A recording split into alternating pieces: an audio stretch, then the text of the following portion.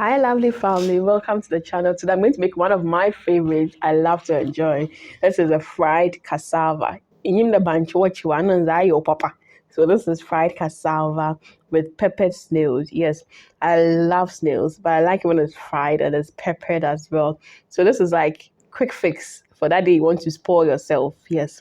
So this is like pepper sauce with snail, but it's together. That saves you time. And this is my fried cassava recipe as well. It's super nicely bunches it. It's not only fufu, it's not only ampesi, but too much also. Now I enjoy. So I need chopped snails. Then I need some pepper, bell pepper, onion, spring onions, garlic, and ginger as well. That's the vegetables I'm going to be using in this. What I begin by doing is to blend all the vegetables together. Now I'm trying to do a green pepper sauce. That's why I use more greens in them. If you like red pepper, you want it to look red or something, any color of pepper you want, you can use. Whether yellow, whether red, whether green, mauve, purple, any color you want, you are good to go. Any vegetables you'd want to use to, you are good to go. But there should be a bit of pepper in there as well. So I begin by heating my pan. Then I pour in my oil. So I use coconut oil. I put in the snail, then the local spices. Now you want to first make sure you cook the snails properly before the greens go in, because the greens don't take long to cook, but then snails need time to cook. Now when it's like there's a lot of sliminess in there, so if the slime doesn't go out and you do it rough, you end up running. That is the reality. So you need to make sure that the sliminess comes out. So just putting it in the oil, covering it up, the heat is going to cook it. And you realize that with time, the sliminess goes down. When you start, it starts foaming up and it's like the sliminess is coming. But then as you do, it's going to shrink in size and then the sliminess is going to go down. So around this point, you realize it's not looking too foamy, too slimy in there.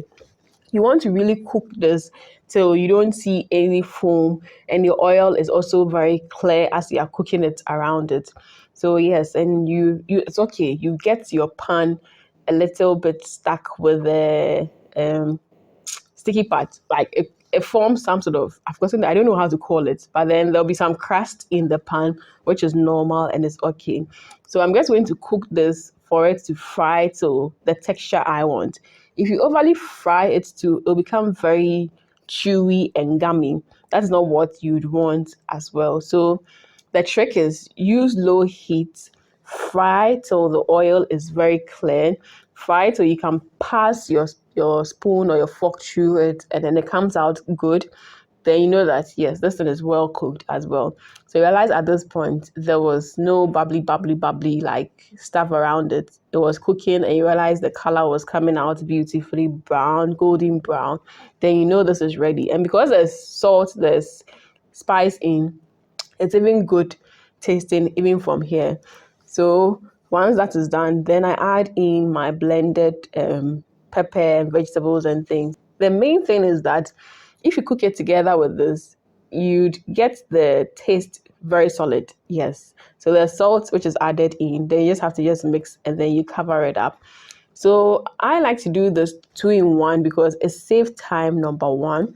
Number two, it helps you also get the snails to be very well cooked. So you can be 100% sure that your snails, when they come out, they are very well cooked and you're not going to run afterwards. The third thing too is that it gives you that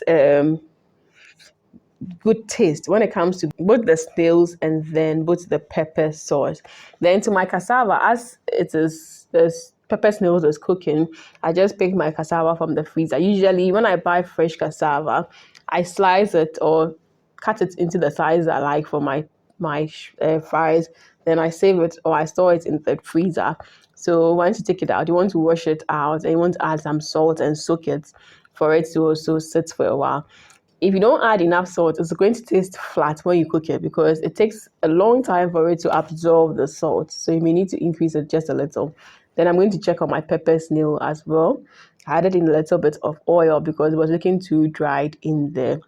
And you realize I've not used so much oil in this recipe because these days you want to live healthy, you want to reduce your oil intake as well. So I'm just going to be stirring this at a point till I realize that all the water or the moisture is gone down, is thick enough, then I know that I'm good to go. And because I've already added spice already, you don't need to add any extra spice in there, then it's a done deal. So my fries, the cassava fries, you let it sit for like 5-10 minutes, then you can fry it. If you don't have time, 5 minutes is even okay. Then you fry. I fry this with granite oil because I wanted to give it extra taste. So granite oil is going to foam. That is one thing about granite oil you have to take note of. So it's normal if you're using granite oil and it's foaming. If you use coconut oil too, it can also foam. So be mindful. There are two oils I always recommend when you have frying cassava. One is coconut oil, two is granite oil.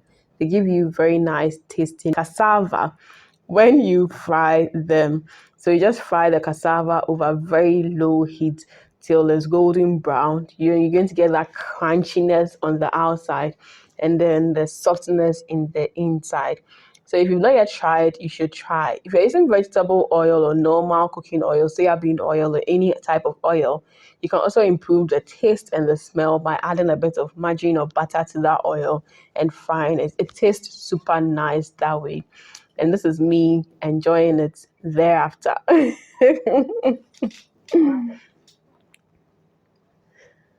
So till I see you in the next food video, do live life to the fullest, be joyous, be merry. Lots of love from my team and I. Mwah.